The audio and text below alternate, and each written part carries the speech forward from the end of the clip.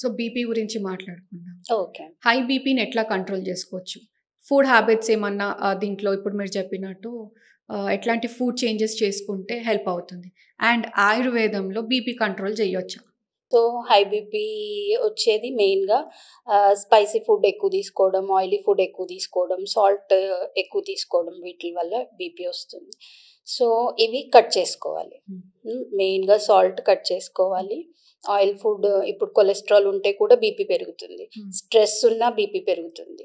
So ఇవి control చేసుకుంటూ ఆయుర్వేదంలో మంచి ఔషధాలు ఉన్నాయి. ఇప్పుడు సర్పగంధ అంటాము, అశ్వగంధ అంటాము, బ్రాహ్మి, జటమాంసి, ఇవన్నీ స్ట్రెస్ని తగ్గించే మెడిసిన్స్ అన్నమాట. అంటే ఇప్పుడు బీపీ కూడా స్ట్రెస్ వల్ల వచ్చే బీపీ ఒకలాగా ఉంటుంది, కొలెస్ట్రాల్ వల్ల వచ్చే బీపీ ఒకలాగా ఉంటుంది. సో రూట్ కాజ్, ఇప్పుడు కొలెస్ట్రాల్ వల్ల అయితే ఫస్ట్ కొలెస్ట్రాల్ తగ్గించుకోవాలి. తగ్గిస్తే స్టార్టింగ్ స్టేజ్ అనుకుంటే ఆటోమేటిక్గా బీపీ తగ్గిపోతుంది. అప్పుడు మెడిసిన్ అవసరం ఉండదు బీపీ కోసం. సారీ టు ఇంటరప్ట్ అండి. ఇప్పుడు రూట్ కాజ్ అన్నారు కదా, ఇప్పుడు ఆయుర్వేదంలో రూట్ కాజ్ ఎట్లా తెలుసుకుంటారు?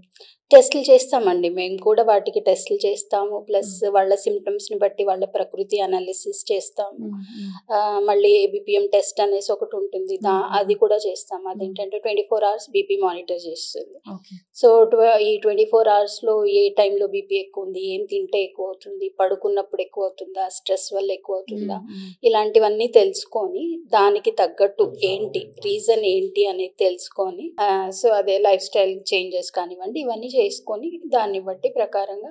అండ్ ప్లస్ ఇందులో ఇప్పుడు మామూలుగా బీపీ వస్తే లైఫ్ లాంగ్ మెడిసిన్ అంటారు, మేము అలా కాదండి, కంప్లీట్ రివర్సల్ ఉంటుంది మా బీపీ. సో రివర్సల్ అయ్యే ఛాన్సెస్ ఉన్నాయన్నమాట. రూట్ కాజ్ మేము ఎందుకు రూట్ కాజ్ అంటాము అంటే, అదే రూట్ కాజ్ తీసేస్తే ఇంకా మళ్ళీ వచ్చే ఛాన్సెస్ ఉండవు, మెడిసిన్ అవసరం ఉండదు, అట్లాగా రివర్సల్ అంటాం దాన్ని.